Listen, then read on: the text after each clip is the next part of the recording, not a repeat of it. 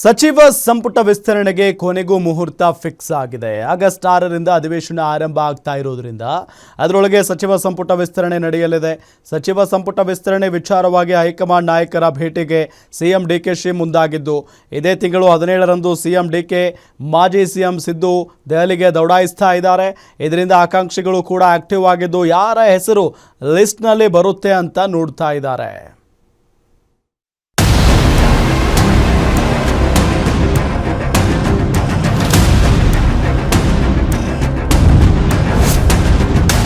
ವಾರವೇ ಕ್ಯಾಬಿನೆಟ್ಗೆ surgery fix. ಡಿಕೆಗೆ high command ಬುಲಾವ್, final ಆಗುತ್ತಾ list. CM DK Shivakumar ನೇತೃತ್ವದ ಸಚಿವ ಸಂಪುಟ ವಿಸ್ತರಣೆಗೆ ಕೊನೆಗೂ ಕಾಲ ಕೂಡಿ ಬಂದಿದೆ.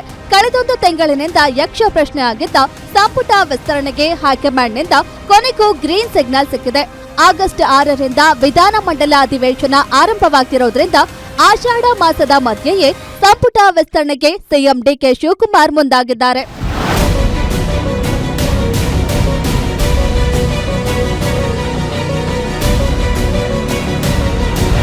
ಇಷ್ಟು ದಿನ ಹೈಕಮಾಂಡ್ ಕರೆಗಾಗಿ ಕಾಯ್ತಿದ್ದ ಸಿಎಂ ಡಿಕೆಶಿಗೆ ಗ್ರೀನ್ ಸಿಗ್ನಲ್ ಸಿಕ್ಕಾಗಿದೆ. ಅದರಿಂದ ಸಚಿವರ ಪಟ್ಟಿಯೊಂದಿಗೆ ರಾಹುಲ್ ಗಾಂಧಿಯೊಂದಿಗೆ ಚರ್ಚೆ ನಡೆಸಲು ಡೇಟ್ ಸಹ ಫಿಕ್ಸ್ ಆಗಿದೆ.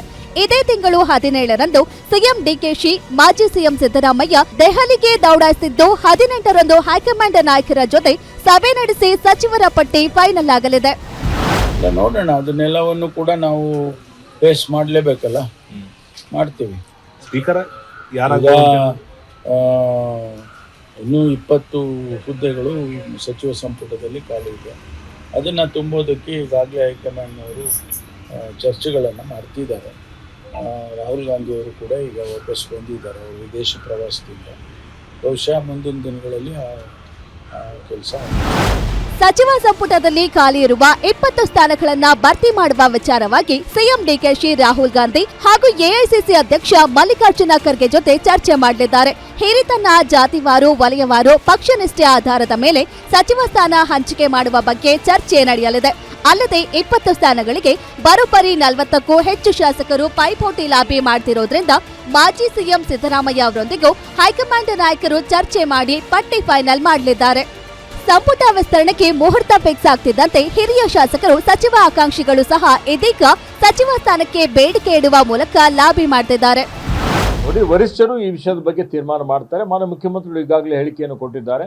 ಮುಖ್ಯಮಂತ್ರಿಗಳು ಹೇಳಿಕೆ ಕೊಟ್ಟಿದ ಮೇಲೆ ನಾನು ಕೊಡುವಂಥ ಪ್ರಶ್ನೆ ಬರೋದಿಲ್ಲ.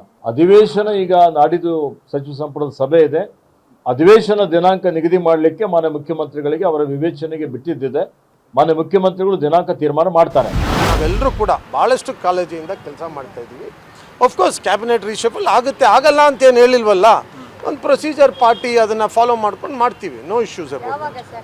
ಬೇಗ ಆಗುತ್ತೆ. ನೀವು ಕಾಯ್ತಾ ಇದ್ದೀರಾ? ಎಸ್, ಆಫ್ಕೋರ್ಸ್ ನಾನು ಕಾಯ್ತಾ ಇದ್ದೀನಿ, ಇಲ್ಲ ಅಂತ ಏನು ಹೇಳಿಲ್ಲ.